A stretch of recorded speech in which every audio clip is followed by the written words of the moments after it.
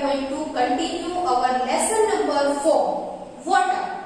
ठीक है, तो आज हम लोग लेसन नंबर 4 में करेंगे exercise.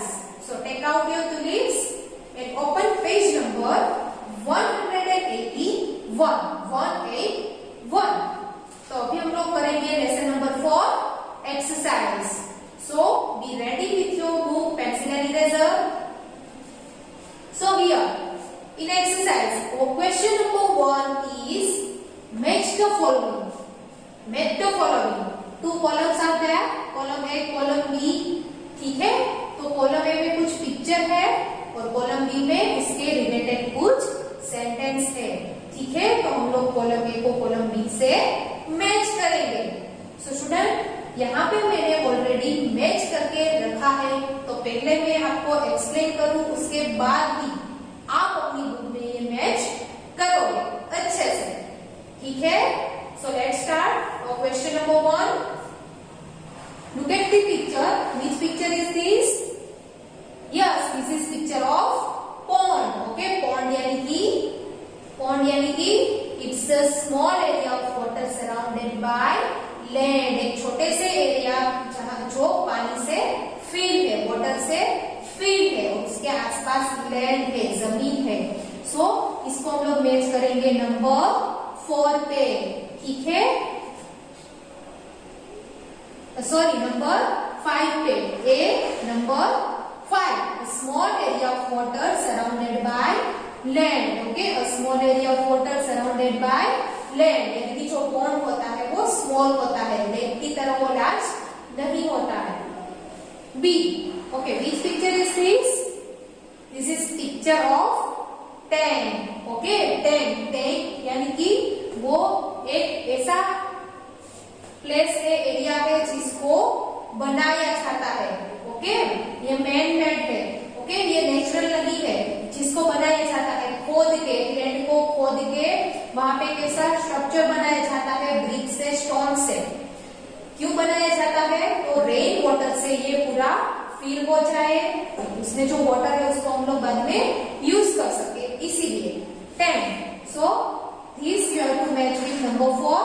Special area dug out to collect water. Okay, rain water को कलेक्ट करने के लिए ये एरिया बनाया जाता है, जिसको बोलते हैं tank. So match B with number 4. Now see. तो सी में पिक्चर सी का है, ओशन का है, तो उसमें कैसा वाटर होता है? Salty water. ओके, पिक्चर के रिलेटेड सेंटेंस में आपको स्टूडेंट मैच करना है. सी यानी कि salty water. Match C with number 2. D. Cloud का पिक्चर है, रेनफॉल हो रहा है, यानी कि हमें वाटर कहां से मिलता है स्टूडेंट? रेनफॉल की वजह से. ओके, रेनफॉल की वजह से हमें वाटर मिलता है, सरफेस पे, लैंड पे वाटर आता है. ओके, रेनफॉल किसमें से होती है? क्लाउड में से. तो आपको डी को नंबर 1 पे मैच करना है. D number 1. Rain falls from these. Cloud में से रेनफॉल होती है. ई. यहाँ पे टैप का पिक्चर है, so match with number 3. Bring water to our homes. Okay, हमारे घर तक वाटर पहुंचाता है. स्ट्रीम है, लेक है, पॉन्ड है, उसमें वाटर तो आता है, पर घर तक कैसे पहुंचता है? पाइपलाइन थ्रू, जिसमें हम लोग टेप लगा के उसमें से पानी निकाल के इसका यूज कर सकते हैं. So match D with number 3. Bring water to our homes. A number 5. B number 4.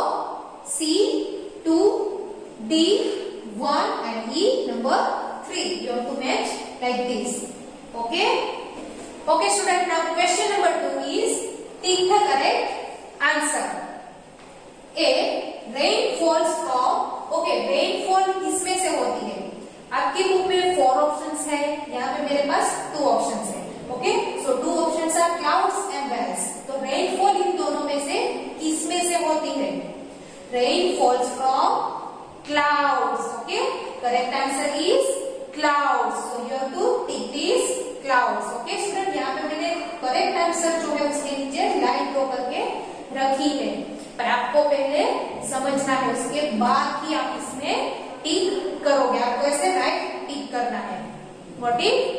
So rain falls from cloud. Cloud is the correct answer. D. Two options are there, C and land. Okay, is a large area of water surrounded by land. So which one is large area of water surrounded by land? C or land? Student जो सी होता है वो तो एकदम large body होता है water का, दूर दूर तक उसमें आपको पानी ही दिखाई देगा. ओके, तो वो आंसर नहीं आएगा. आंसर क्या आएगा? लैंड. ओके, एकदम बड़ा सा एरिया जो होता है जिसमें वाटर फिल होता है, वहां पे पानी होता है, आसपास लैंड भी होती है, जमीन होती है, लेक, तालाब. ठीक है, so correct answer is land. LAKE, land. और स्टूडेंट आपको ये जो सभी स्पेलिंग जो है वो भी लर्न बाय हार्ट करने हैं. सी. सी वाटर इज, चलो सी वाटर कैसा होता है? स्वीट और salty? Sea water is sweet और salty? Yes, it's a salty. Okay, खारा होता है. So you have to take this SALTY, salty. D. We should never waste. हमें क्या वेस्ट कभी नहीं करना चाहिए? वाटर या air? Yes, we should never waste water. Okay, WATER, water. E. We should close the tap और rivers tightly when not in use. हमें क्या टाइटली क्लोज करना चाहिए जब वो यूज में नहीं होता है? टैप और rivers, it's a taps. Okay, नल, नल को टाइटली हमें क्लोज करना है जिससे वाटर का वेस्ट ना हो. Got it? Answer of A is clouds, B land, C salty, D water and E taps. Okay, do it in your tulips. आपको अपनी टुलिप्स में ये करना है. ठीक है. Now student, question number 3 is next page पे है. वो क्वेश्चन नंबर 3 182 पे पुट राइट और रॉन्ग. ओके, तो हम लोग यहाँ पे अगर सेंटेंस सही है तो राइट करेंगे, अगर सेंटेंस गलत है तो क्रॉस की साइन यानी कि रॉन्ग करेंगे. ए.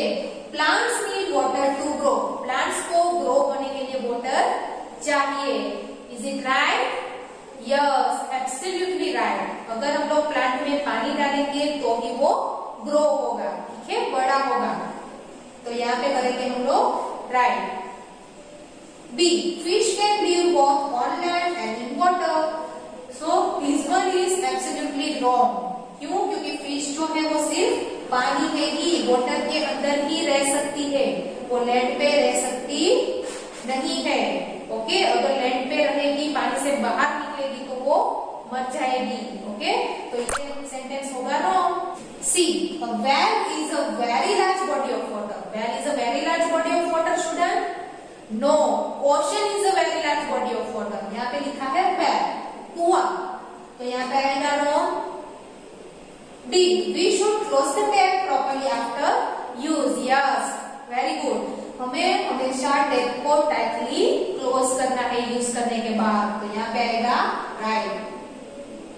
E. Water used to wash vegetables should not be used in water plant. हम लोग जो वेजिटेबल फ्रूट वॉश करने के लिए जो वाटर यूज करते हैं उसको उस वाटर से हम लोग वाटर प्लांट नहीं कर सकते, ऐसा लिखा है यहाँ पे. तो ये सेंटेंस है रॉन्ग, क्योंकि जिस वाटर से आप लोग वेजिटेबल वॉश कर रहे हो उस वाटर को आप वाटर प्लांट के लिए यूज कर सकते हो. ऐसे हम लोग वाटर से भी कर सकते हैं और वेस्ट होने से बचा सकते हैं. तो ये वाला रॉन्ग आएगा. ठीक है, right, wrong, wrong, right and wrong. So student, here we have completed lesson number 4, exercise. ठीक है. So now पेज नंबर 184 पे एक्टिविटी है जो आप अपने घर पे होमवर्क में करोगे. 184. ठीक है, तो आप ये एक्टिविटी घर पे कर लोगे. Now student, what you have to do, you know, आपको क्या करना है, ये एक्सरसाइज अपनी टुलिप्स में कंप्लीट करनी है और इस लेसन को लर्न भी करना है.